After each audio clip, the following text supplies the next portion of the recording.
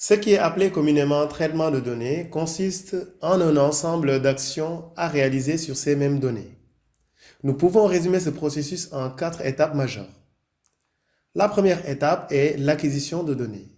Il s'agit de la collecte des données brutes qui peuvent provenir de sources différentes, ce que sont des bases de données, des données collectées à partir de sites web, des données provenant d'API REST, de fichiers Excel, etc. La tâche majeure ici consiste à rassembler les données en un seul endroit pour pouvoir les traiter. Parmi les outils que nous avons déjà vus, wget peut être utilisé durant cette phase de récupération de données provenant de différents sites web. Il y a d'autres outils tels que Beautiful Soup et Scrappy, qui sont des outils Python. La deuxième étape est l'exploration, le formatage et le nettoyage des données. Comme les données proviennent de sources différentes, elles peuvent avoir des formats différents. De ce fait, il peut être nécessaire de les parser pour extraire les parties intéressantes, les nettoyer, les convertir pour les avoir au format voulu, ou effectuer des transformations sur ces données pour avoir la version que nous souhaitons. Parmi les outils que nous avons vus, il y a tous les filtres Linux qui peuvent être utiles.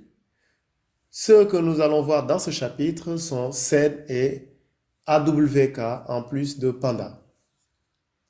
La troisième étape est l'analyse des données et la modélisation.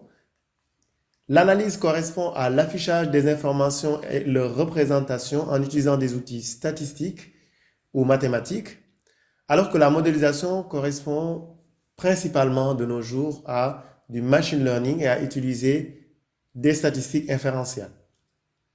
Les outils qui peuvent être utilisés dans ce sens sont scikit-learn, TensorFlow, R, PyTorch, etc.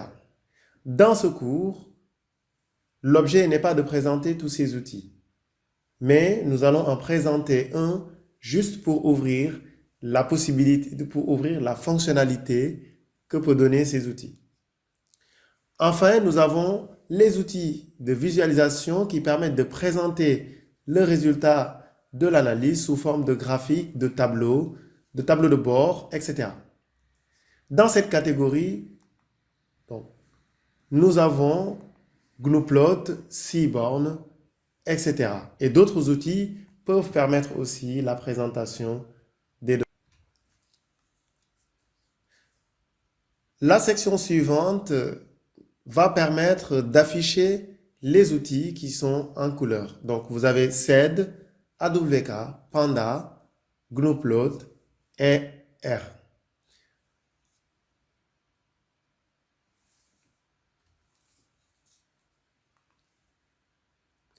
Parmi les outils dont nous avons parlé, il y a les éditeurs en ligne.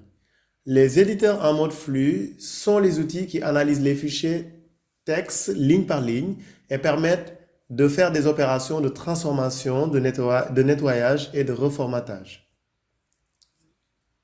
Ce que nous allons voir dans cette partie, ce sont les outils SED et AWK.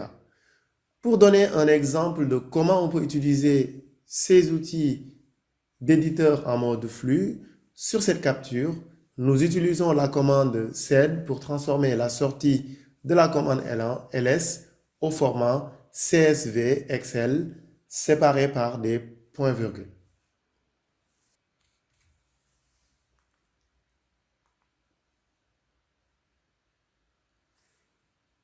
Les outils. Il est très important de comprendre le fonctionnement des éditeurs en mode flux. Le principe général est que l'éditeur va lire le fichier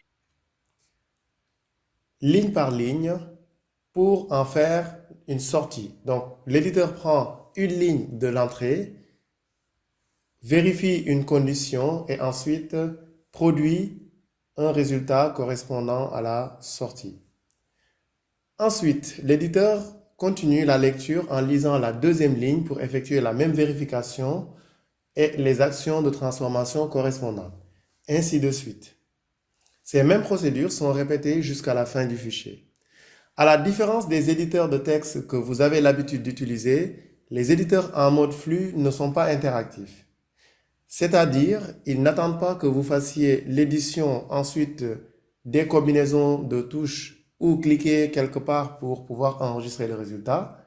Pour ces éditeurs, vous donnez sur la ligne de commande les actions à effectuer et ensuite le traitement est fait jusqu'à la fin et les résultats sont récupérés.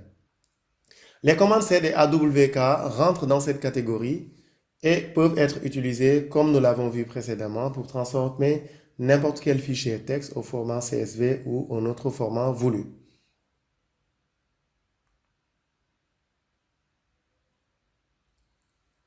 Pour les outils d'analyse de données, nous allons en voir principalement trois.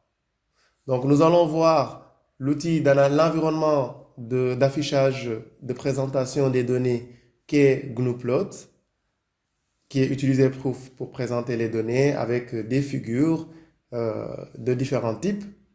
Ensuite, nous allons présenter brièvement l'outil Panda et RStudio qui sont des outils qui peuvent être très intéressants dans le cadre des traitements de données et même de la science des données si vous voulez en faire.